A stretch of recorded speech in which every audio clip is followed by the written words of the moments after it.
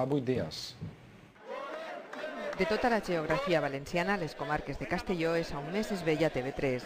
La millor prova és que dues institucions, Diputació i Ajuntament, governats pel Partit Popular, han aprovat esta setmana instar els governs autonòmics a arribar a un acord de reciprocitat entre els senyals de Canal 9 i TV3.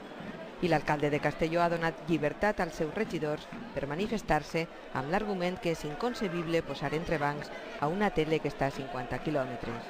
Algunes coses no m'agradaven, alguns programes, però el que m'agradava, i a més tenia la llibertat per poder canviar de canal d'uns a altres, o sea que no tenia ningú problema. I estos m'ho han tocat els nassos i punto. La manifestació ha recorregut els carrers del centre de la ciutat.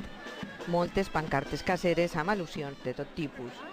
I respostes a les afirmacions de la portaveu del govern valencià, que ahir va considerar que el tancament dels repetidors de TV3 era un tema menor que no mereixia estar en l'agenda d'una probable reunió entre els presidents Artur Mas i Francisco Camps. Quan el poder es posa dins de la sala d'estar de les persones i pretén decidir quin canal hem de poder veure en televisió, hi ha un mal símptoma. Només en els últims 2 dies hi ha hagut mobilitzacions a Nules, a Gandia, a Xàtiva, a Pego, a Sueca i avui mateix també a Pedreguer i a Castelló de la Ribera. I l'Acadèmia Valenciana de la Llengua s'ha sumat a la petició que cal una solució ràpida. En Parc Marco, TV3, Castelló.